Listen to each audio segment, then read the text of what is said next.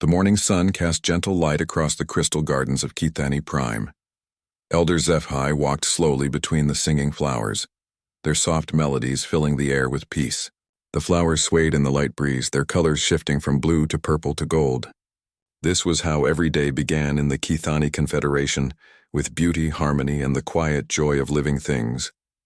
HFY's 4 arms moved gracefully as he tended to a young crystal bloom. The plant's surface reflected his pale green skin and large, kind eyes. Like all Kithani, he stood nearly 8 feet tall but weighed less than a human child. Their bones were hollow, evolved for the low gravity of their peaceful worlds. Violence was unknown to them. Their greatest conflicts involved who would tend which garden. The communication device on his wrist buzzed softly. HFY answered with a smile, expecting news about the harvest festival or perhaps a question about flower care. Instead, the voice of Captain Velthara came through, shaking with fear. "Elder, something terrible approaches our outer system. Ships. So many ships. They're not responding to our greetings."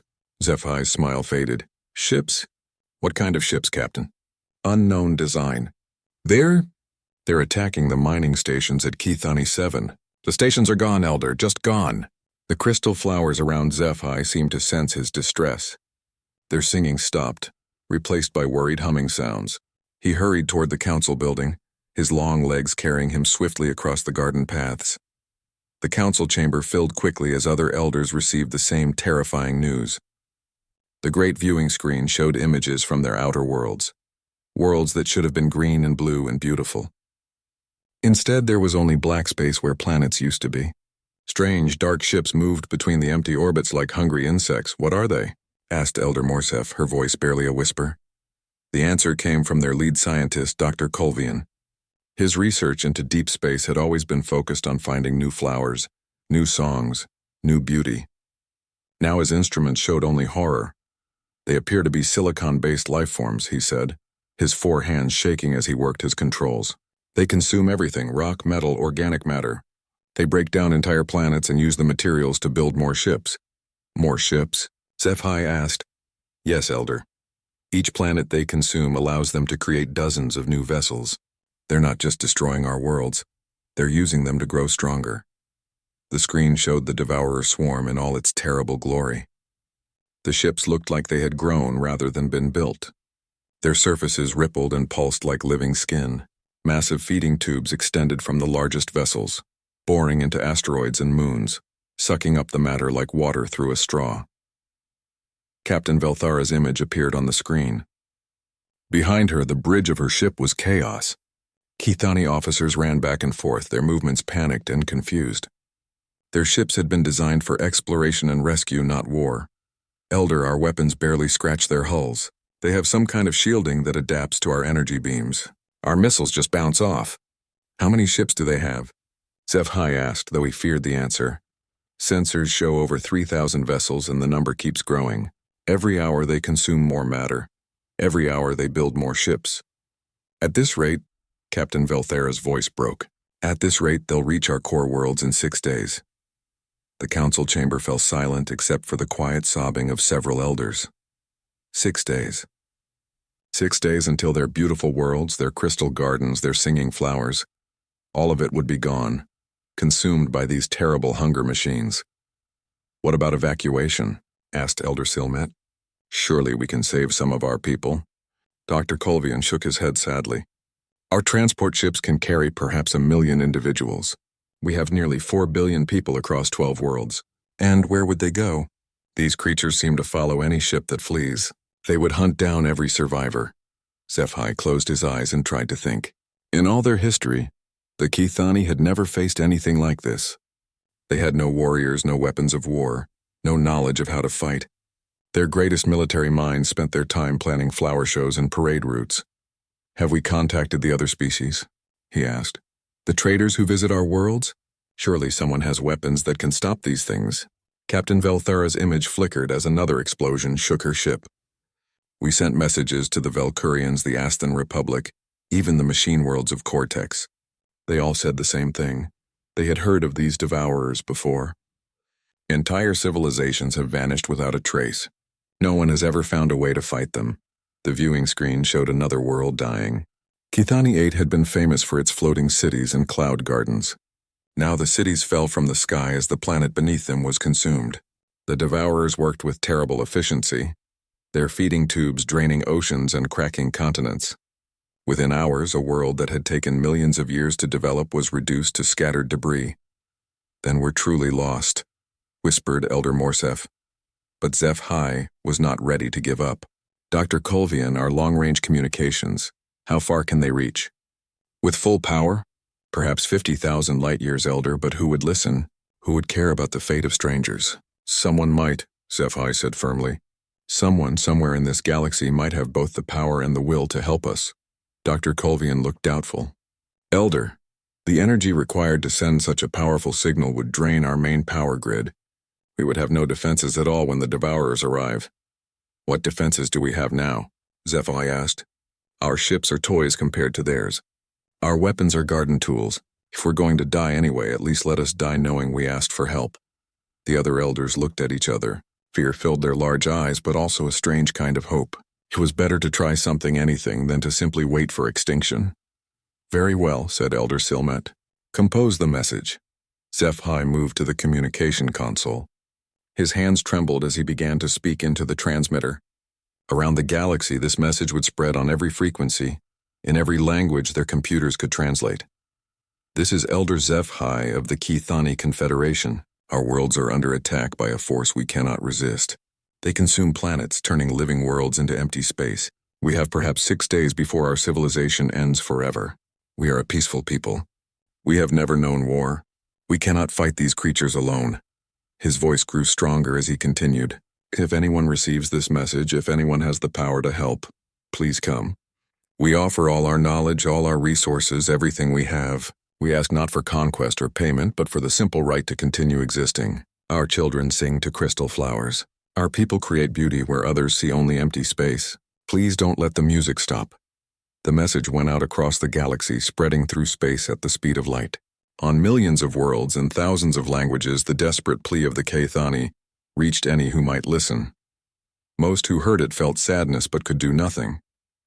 The Devourer swarm was known to many species, feared by all. No one had ever found a way to stop them. But in a small system near the galaxy's edge, the message reached a world called Earth.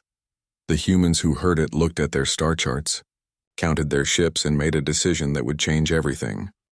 Admiral Sarah Chen stood on the bridge of the starship Indomitable, watching the stars stream past through the main viewing port.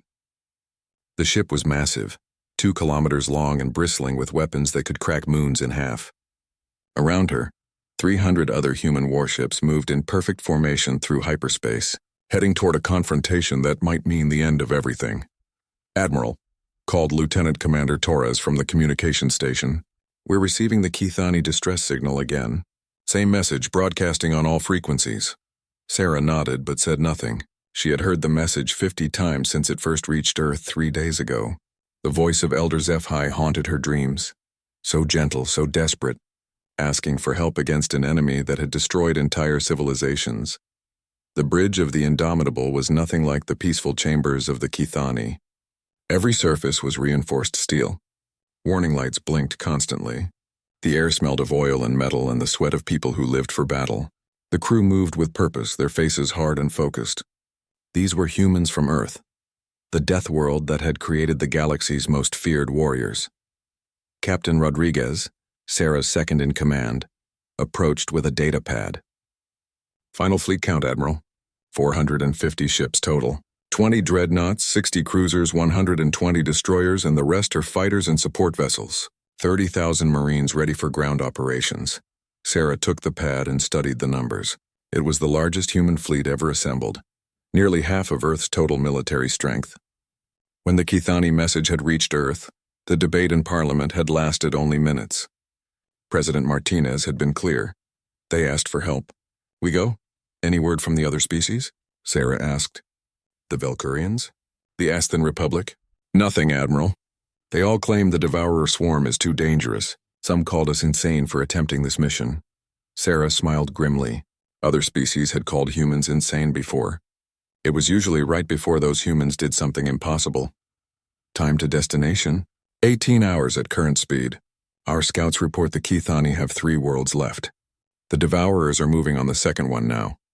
Sarah walked to the tactical display where a 3-dimensional map showed the Kithani system.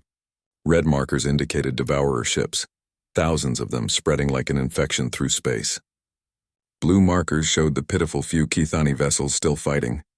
As she watched, another blue marker disappeared. "Tell me about these Devourers," she said to Dr. Walsh, the fleet's xenobiologist. Dr. Walsh was a small woman with sharp eyes and hands that never stopped moving. She had studied alien life forms for 30 years, but nothing had prepared her for this enemy. "Silicon-based collective intelligence," she began. "They reproduce by consuming matter, any matter. Planets, asteroids, organic life, even each other if necessary. Each ship is both individual and part of the whole. Destroy one and the others learn how to defend against whatever killed it." "Weaknesses?" asked Captain Rodriguez, unknown. "They've never been defeated in recorded history. Species that encounter them either flee or die. The Kithani are the first to send for help instead of just running." Sarah studied the tactical display more closely. The Devourer formation was tight, efficient, designed for maximum consumption with minimum waste. It was also predictable. They followed the same patterns every time according to the intelligence reports. "They're used to fighting prey," she said suddenly. "Admiral?" Captain Rodriguez looked confused. "Look at their formation.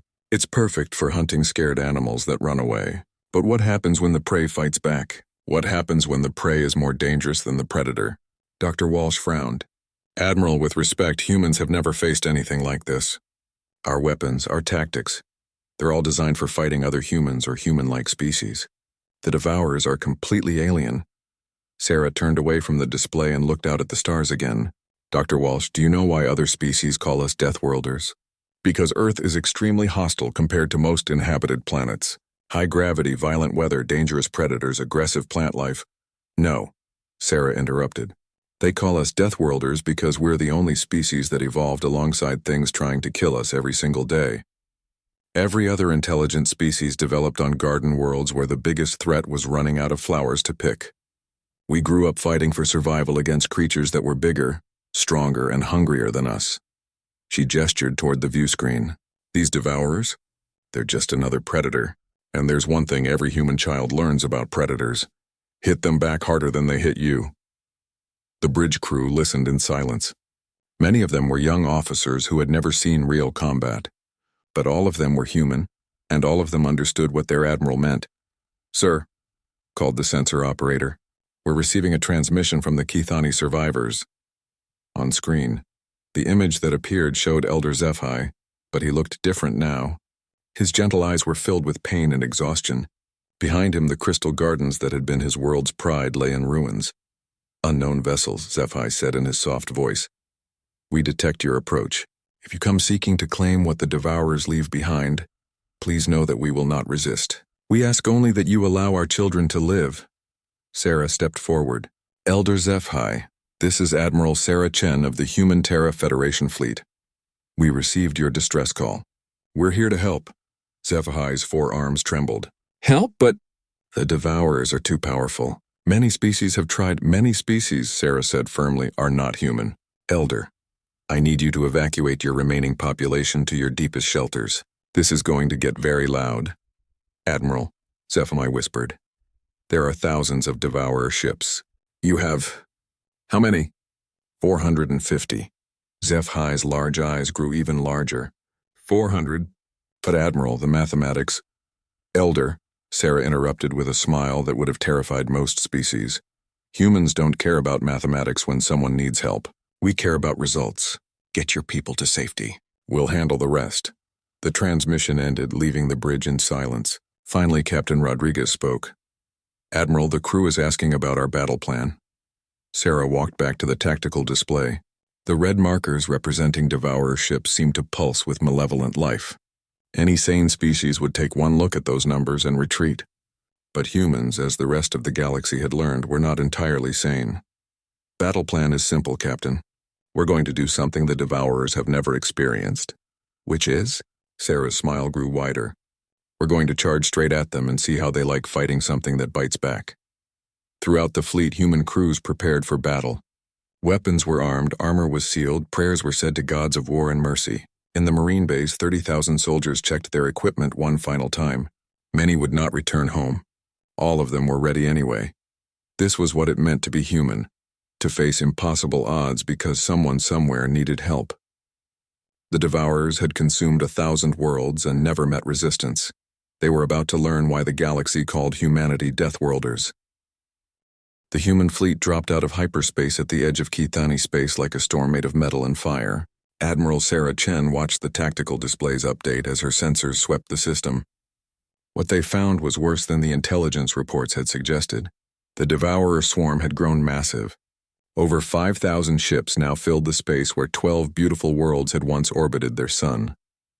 The creatures had consumed 9 complete planets, leaving nothing but empty space and floating debris. Their dark ships pulsed with alien life, constantly growing and changing as they processed the matter they had stolen. "Mother of God," whispered Captain Rodriguez. "There's so many of them." The Devourers had noticed the human arrival. Hundreds of their scout ships detached from the main swarm, moving toward the human fleet with predatory grace. Each scout was the size of a human cruiser, its surface rippling with organic technology that seemed to breathe. "Admiral," called Lieutenant Torres from communications, "we're receiving another transmission from the Kithani survivors."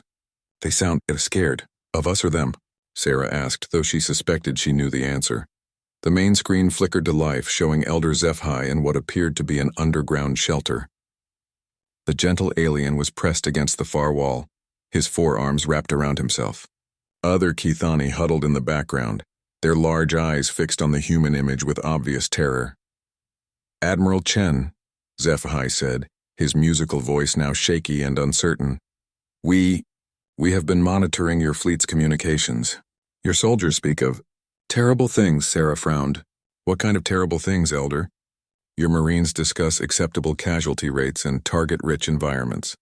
Your pilots paint symbols on their ships, symbols that represent death counts. Your crew members listen to something called death metal?" Zephi shuddered. Are you worse than the Devourers?" Behind Sarah, the bridge crew exchanged glances. To them, pre-battle preparations were normal, even comforting. They had forgotten how alien their customs might seem to beings from peaceful worlds. "Elder," Sarah said gently, "we are not worse than the Devourers. We are different. We come from a world where everything tried to kill us, so we learned to kill back. But we only kill things that need killing." "But your weapons," Zephi pressed. "Our sensors detect energy readings that could destroy small moons. And your soldiers? They seem happy about the coming battle." Dr. Walsh stepped into view beside the Admiral. "Elder Zephi, may I explain? Humans developed on what we call a death world. Our evolution was shaped by constant danger. Fighting and surviving became part of our nature, but we also developed strong protective instincts. We fight hardest when defending others." Zephi still looked unconvinced. "But the sounds your warriors make, the music," Sarah smiled despite the situation. "Would you like to meet some of my Marines, Elder? Perhaps that would ease your concerns."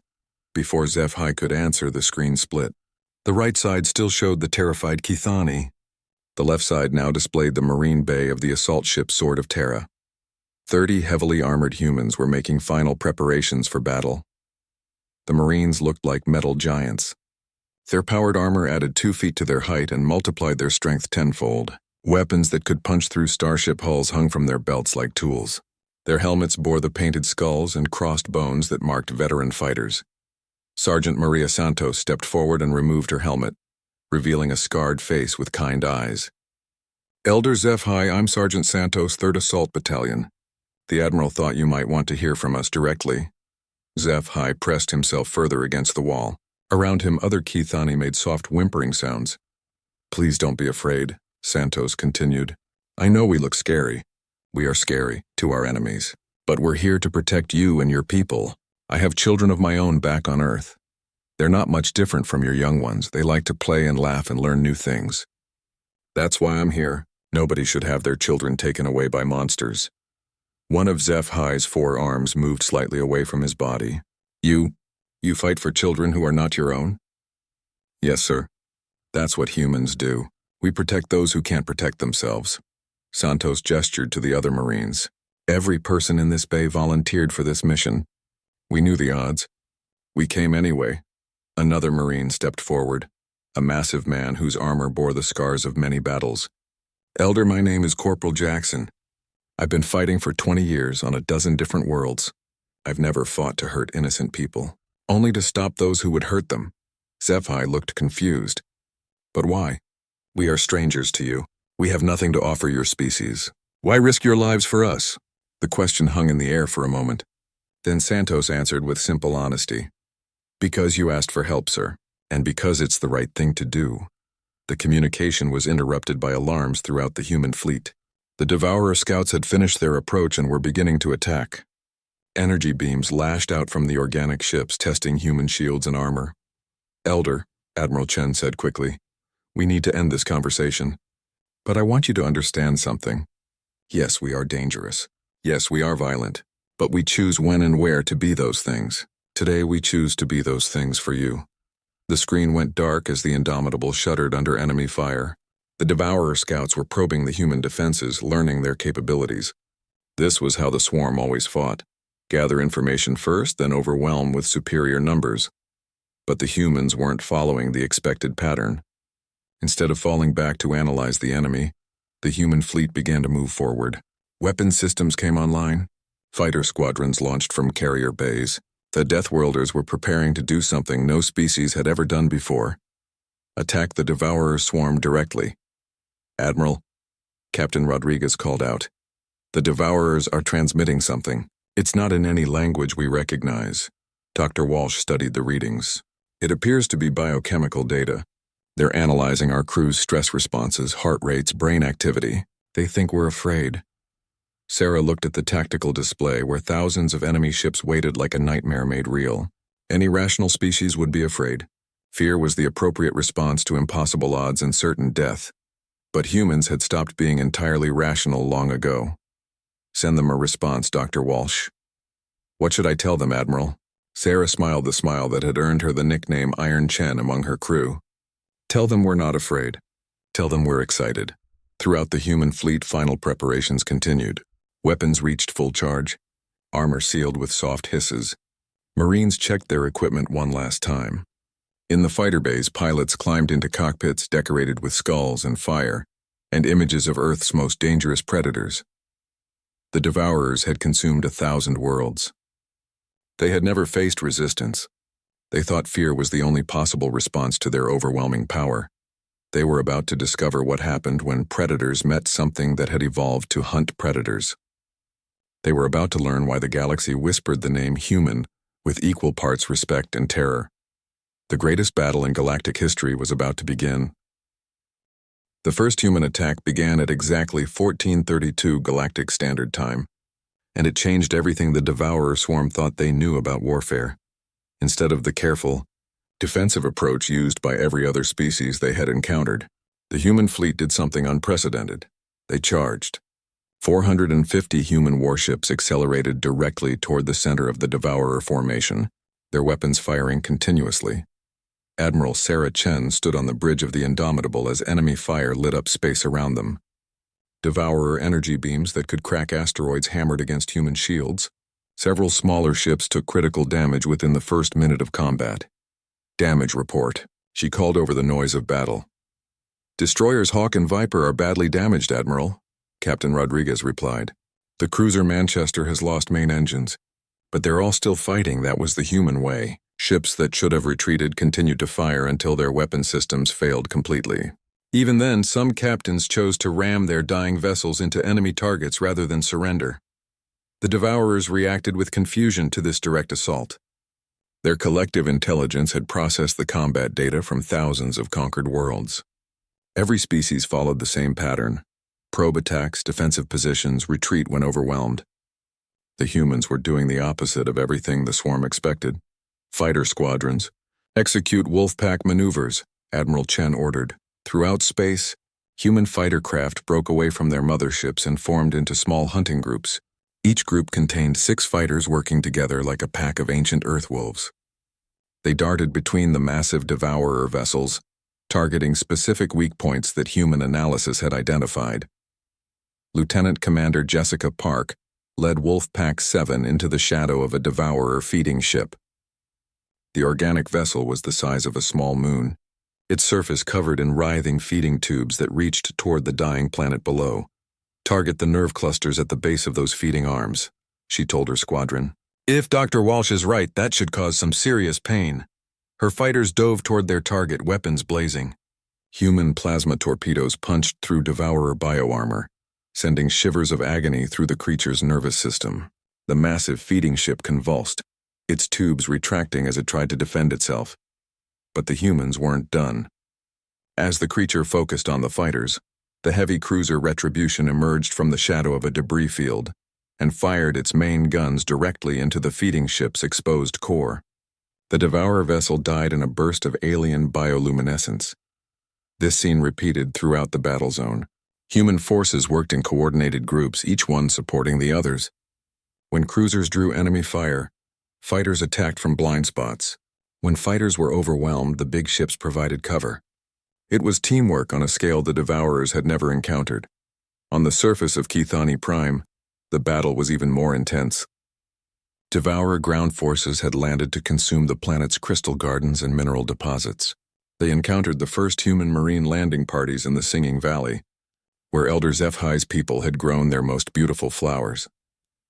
Sergeant Maria Santos crouched behind the broken remains of a crystal tree as Devourer bioforms advanced across the valley floor. The enemy creatures looked like a nightmare combination of insect and machine. 6 legs ending in drill points, cutting arms that could slice through steel, and sensory organs that tracked movement and heat. "First squad, flank left," she ordered through her helmet radio. "Second squad, straight up the middle. Third squad, you're with me. We're going to give these bugs something to think about." The Marines moved with practiced precision. Their powered armor allowed them to leap 30 feet in the low gravity of Keithani Prime. Their weapons fired ammunition that could penetrate tank armor. Most importantly, they fought with the kind of creative violence that only humans possessed. When conventional weapons proved insufficient against Devourer bioarmor, the Marines adapted. Corporal Jackson discovered that the creature's sensory organs were vulnerable to bright lights. Within minutes, his squad was using welding torches and flare guns to blind their enemies before moving in for close combat with molecular blades. Private Chen found that the drill-leg creatures couldn't turn quickly. Her team began using the crystal formations as cover, appearing behind the Devourers and attacking their unprotected rear sections. But it was Sergeant Santos who made the discovery that changed the ground war. While fighting near a cluster of singing crystal flowers, she noticed that the Devourers seemed to avoid certain areas. The bioforms would approach, then suddenly veer away as if repelled by something invisible. "Dr. Walsh," she called through the fleet communication system, "are you reading the biosignatures down here?" Dr. Walsh's voice crackled through the radio from orbit. "Fascinating, Sergeant. The crystal formations appear to emit a harmonic frequency that interferes with Devourer nervous systems. It's causing them pain. Can we use that?" "Already working on it. Give me 10 minutes. Those 10 minutes cost 20 Marine lives as the human forces held their ground against overwhelming odds. But when Dr. Walsh's solution came online, it turned the tide of battle. Every human helmet began broadcasting the same harmonic frequency as the Keithani crystals. The effect on the Devourers was immediate and devastating. Their bioforms writhed in agony, their coordination broken. Some simply collapsed, their nervous systems overloaded. Others fled toward their landing craft, desperate to escape the painful sound. The Marines pressed their advantage ruthlessly. This was what they had trained for, fighting impossible odds in hostile environments against enemies that wanted to kill everything they held dear. Each human soldier was worth 10 of any other species' warriors, and today they proved it. In space, the naval battle reached its climax as the Devourer swarm finally recognized the threat posed by the human fleet. The aliens began to concentrate their forces, abandoning their feeding operations to focus on destroying these strange new enemies. Admiral Chen watched as thousands of Devourer ships moved to surround her fleet. The mathematics were simple. The humans were outnumbered more than 10 to 1. By any rational calculation, they should surrender or retreat. "All ships," she broadcast to her fleet. "This is Admiral Chen. I know the odds look bad. I know we're outnumbered. But remember why we're here. Remember the message we received. Gentle people asking for help against monsters. Remember that there are children hiding in shelters below us, waiting to see if the nightmares go away. She paused, looking out at the enemy formation that surrounded them like a living wall of death. We are human. We don't care about odds. We don't surrender to bullies. And we never ever leave people to die when we can save them. All ships of attack pattern Omega. We're going to show these creatures what happens when they pick on someone under human protection. The human fleet transformed into something beautiful and terrible. Ships that had been fighting defensively suddenly went on the offensive with coordinated fury. The Indomitable led the charge, its massive guns firing continuously as it drove toward the Devourer command ship. Enemy fire concentrated on the human flagship. The Indomitable's shields failed, then its armor began to fail. Explosions walked across the ship's hull as Devourer weapons found their mark. "Admiral, we're losing hull integrity," Captain Rodriguez called out as the bridge shook around them. "Main engines are damaged, weapon systems at 50%. Admiral Chen looked at the tactical display. The Devourer command ship was only minutes away, close enough for a ramming attack that would destroy both vessels. Around them, her fleet was fighting with desperate courage, but they couldn't hold out much longer. She made the decision that would be remembered for 1,000 years. "All hands, abandon ship. Repeat, all hands abandon ship. Set collision course for the Devourer command vessel." "Admiral," Rodriguez protested, "you don't have to do this. We can find another way." Sarah Chen smiled as she strapped herself into the command chair. "Captain, get to the escape pods." "That's an order. Someone needs to survive to tell them how we lived." The Indomitable's crew evacuated in record time, their escape pods scattering like seeds into space. The great ship continued its death ride toward the enemy, its automated systems holding course even as Devourer weapons tore it apart. The collision lit up space like a new star being born. The explosion that ended the Indomitable and the Devourer command ship could be seen from 3 star systems away.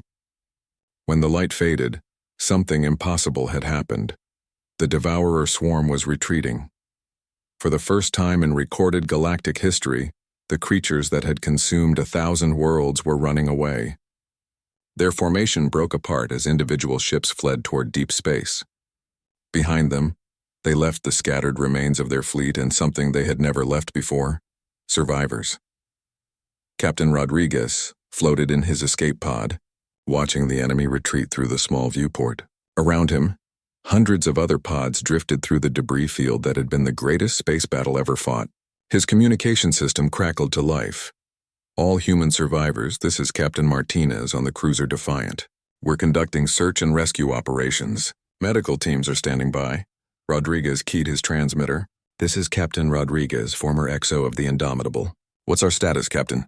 "Bad and good, sir. We've lost about 30% of the fleet. Casualties are heavy across all ship types, but the Devourers are gone. We won, sir. Somehow we actually won." Rodriguez closed his eyes and thought of Admiral Chen. Her sacrifice had broken the enemy's will to fight. The Devourer command ship had controlled the entire swarm through some kind of biological network. When it died, the other creatures had panicked and fled. On the surface of Kithani Prime, Sergeant Santos sat among the crystal flowers and listened to them sing. The battle was over. Her Marines were collecting their wounded and dead. Around her, Kithani civilians emerged from their shelters, their large eyes filled with wonder and gratitude. Elder Zephi approached carefully, his 4 arms carrying medical supplies. "Sergeant Santos, your people." "They are badly hurt." "Please let us help." Santos looked up at the gentle alien. Her armor was scorched and damaged. Blood seeped through cracks in her helmet. But she was alive, and so were most of her Marines. More importantly, so were the Kithani children she could see peeking out from behind their elder. "Thank you, Elder. But take care of your own people first. We'll manage." "No," Zephi said firmly. "You risked everything for us. You bled for our children. Now we care for you as family."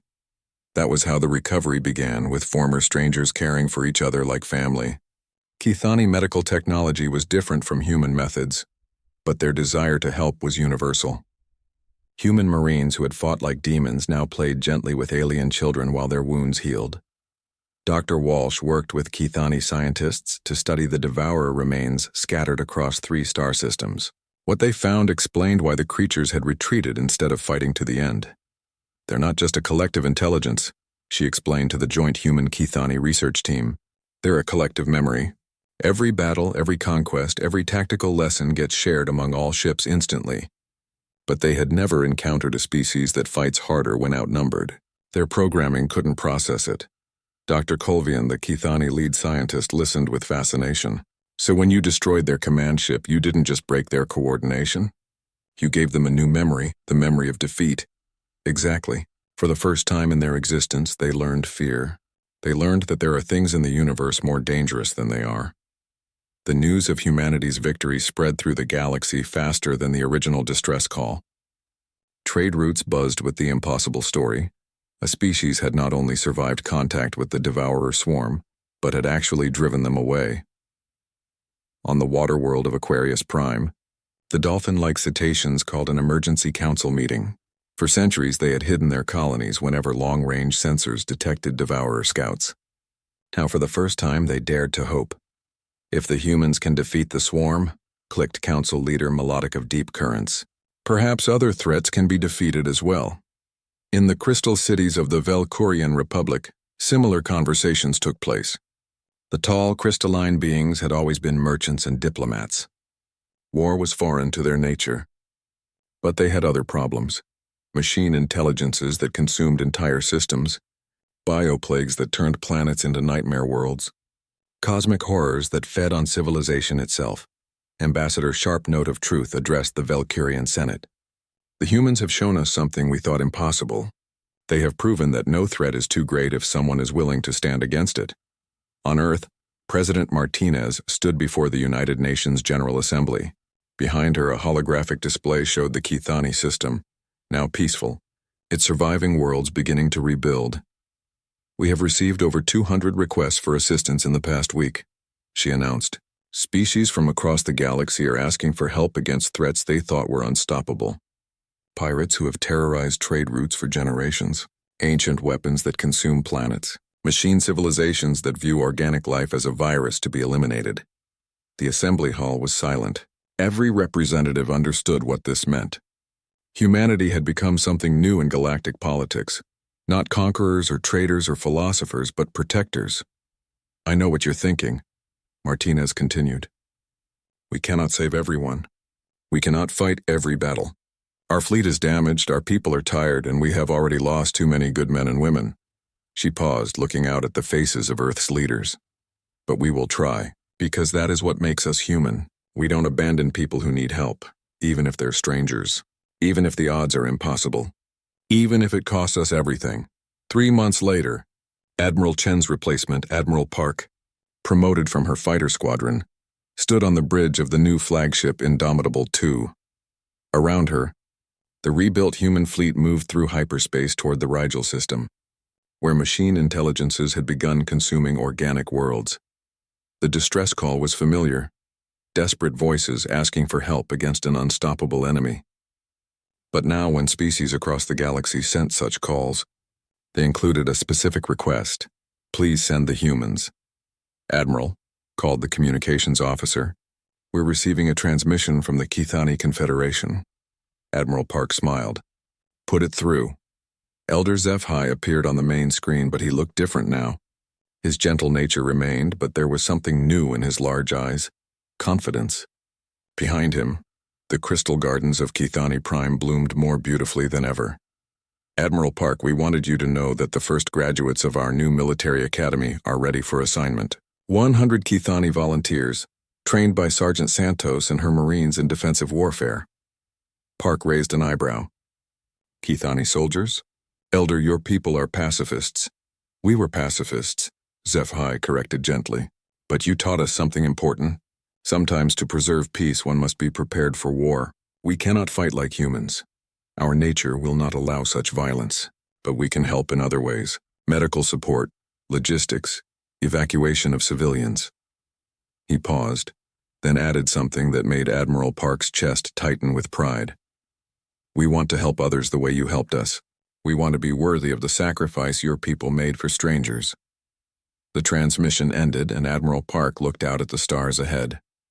Somewhere in the Rigel system, organic beings were dying while machine intelligences calculated the most efficient methods of extinction. It was a problem that required the human solution. Impossible courage applied with overwhelming force. All ships. This is Admiral Park.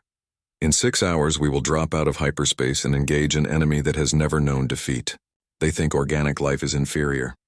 They think flesh is weak. They think fear is the only possible response to their superiority. She smiled the smile her predecessor had taught her. Let's show them why the galaxy calls us Deathworlders. Behind the human fleet, communications arrays across 100 worlds broadcast the same message in 1,000 languages. The humans are coming. To some species, it was a promise of salvation. To others, it was a warning to change their ways before the Deathworlders arrived. But to the children hiding in shelters across the galaxy, children of every species, every world, every civilization that had ever cried out for help, it meant something simpler. It meant the nightmares would end. Because someone had answered their call.